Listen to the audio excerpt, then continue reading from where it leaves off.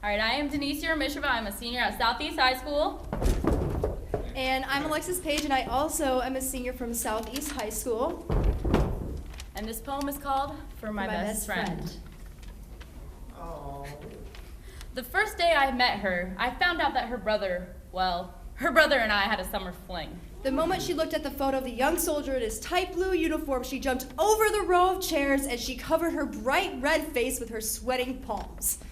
Things were awkward at first, but the K2 had a dizzy effect that won over my body, making things easier to handle, especially our conversations. She was high every day. I hated that smell, but the more we talked, the more I understood. The more she understood. We're getting closer.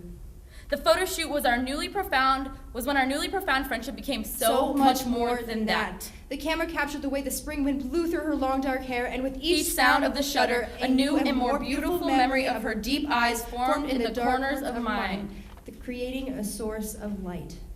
The strapless floor-length dress that she hid the scars behind. The smile she painted on her face was all too well of an act. We're getting closer.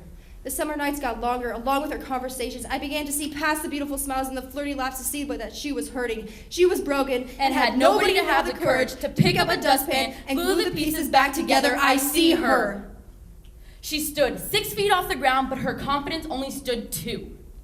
I wanted to be the one to mend the broken promises, the torn family, and show her that there are still people out in this world that she can trust. I wanted to bring the sweet little girl back from the dark shadows that she was hiding in.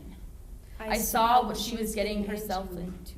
The K2, the alcohol, the weed, the pills, and the relaxing spot where the non-mental fiddler kissed the same lips as she hid her pain behind. I knew what was happening. The mask that covered those bright golden eyes was peeling at the edges, and I knew what was happening. I want to be indestructible. I want to be indestructible. I want to be indestructible. I saw her cry for the first time. Her eyes would swell with all the infection she kept repressing. I convinced herself that her mind was a dark, scary place that nobody should see. I let her tears absorb into my sweater, and I wiped her cheeks with my sleeve.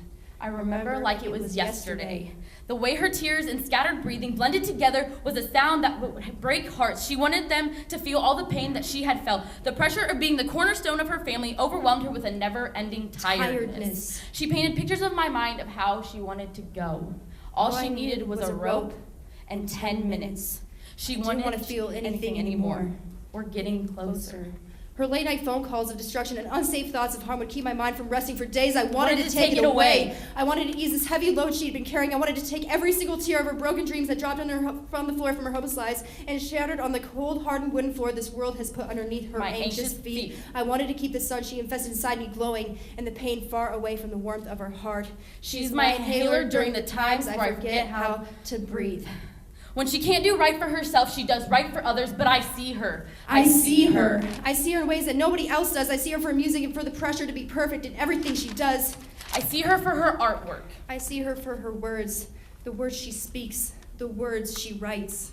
I see her as the person that will make a difference in this world. I see you. I love you.